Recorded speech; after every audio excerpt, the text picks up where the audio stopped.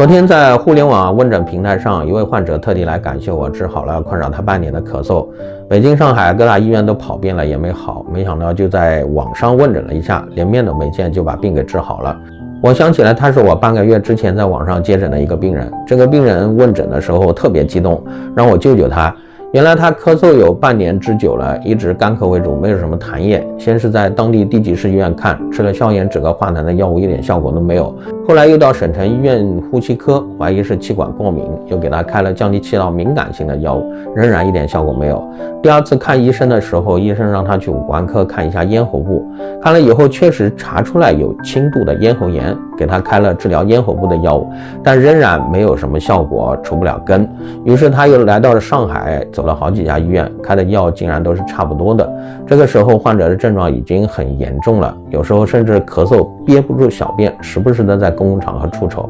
生活和看病带来的痛苦和压力几乎让他崩溃。他也很纳闷，为什么小小的咳嗽怎么治也治不好呢？最后在网上找到了我，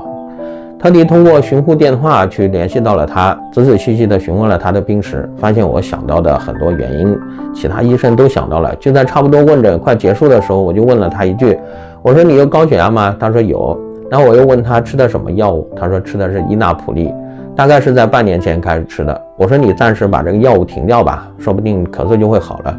他开始不相信，说这么多大医院都没有叫他停这个药，难道是这个药引起的咳嗽吗？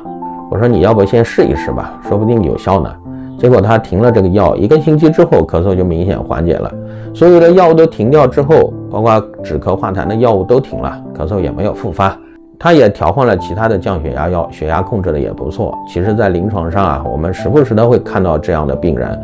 干咳严重，怎么治也治不好，结果仔细询问病史的话，发现在口服普利类的药物控制血压，吃这个药的时候产生的咳嗽，用其他的止咳化痰药物一点效果都没有的，停药之后才能好转。这种情况常见于女性，虽然并不是每一个口服这个药物的时候都会咳嗽，但是如果吃了这个药同时有干咳的话，切记一定要想到这个问题，否则怎么治疗也治不好。大家好，我是胡杨大夫，我最近在参加西瓜视频和抖音联合发起的知识创作人活动，在此号召更多的知识创作人一起加入，发布时投稿知识创作人活动，和大家分享你们的知识，让更多人感受知识的力量。知识创作人请就位。